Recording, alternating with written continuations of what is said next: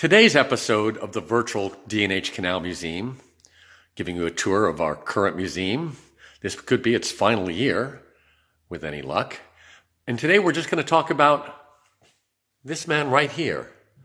Not the guy with the beard, the baby-faced fellow there, Louis Hoysradt. Louis actually worked in this building where this picture was taken. And how do I know that picture was taken there? In fact, that picture up there was also taken in that building. These are all gentlemen that worked in the D&H offices. That's where Morris works, probably the most important man in the history of the D&H, Morris. He worked in this building right here.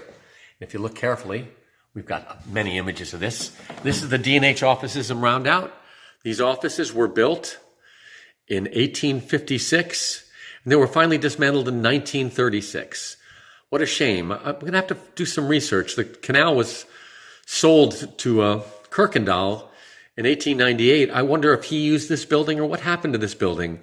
It did manage to make it until 1936, so it had a history beyond the D&H. And if you notice there, this was a picture taken on Washington's birthday, 1890 to 91. I still scratch my head trying to figure out Washington's birthday was in January. So which year, which was it? But the interesting thing, that's a reproduction of this photo. It's going to be hard to see. Well, you can easily see, there's Louis' signature right there. And in fact, we also have Louis' signature right there. This is a boat agreement, and Louis was asked to witness since he worked in that office. But Louis' job wasn't just to be a witness on documents. He was an amateur photographer, so we know that this actual picture of his offices were taken by him. Let's see if I can manage to... I'm sorry about the lighting, folks, but this will just have to do. If you notice there, that this mirror is just to show you there's the original print. We have 3 or 4 original prints of Louis Hoysradt, and that article that I opened this section on actually talks about the fact that he was an amateur photographer. Wonderful to have these images made by somebody who worked for the canal company, to know so much about a canaler, that we have this wonderful little display that's really all about Louis. So he may be gone, but he's not forgotten. And in fact, he's not forgotten too because his relatives thought enough to donate to us this percussion pistol. This is a 31 caliber Colt percussion pistol.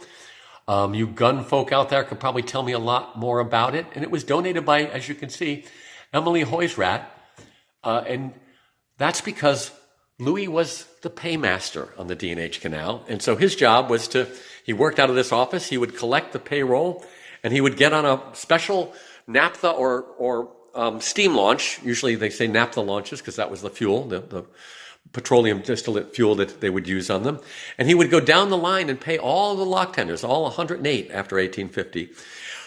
Interesting fact about the D&H Canal Company, an 1880s history of the company, unpublished, but in our archives here, by a Henry Hollister, or H. Hollister, we're not sure of his first name.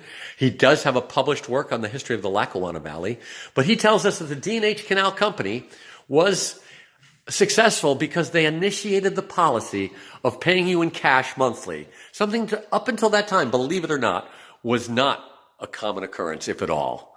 So things that seem so obvious to us today, they were innovative. Paying you regularly in cash seems like a great idea, but it took a long time. But here, we're really just here to celebrate the workers of the D&H Canal. Unfortunately, this is all white men, and in fact, very often the workers were white Americans in the management positions, like these gentlemen all here. But I can say definitively, I'm proud to say that this canal could not have been built nor operated without immigrants. But that's not today's story, people. Today, we just talk about Louis Hoysradt.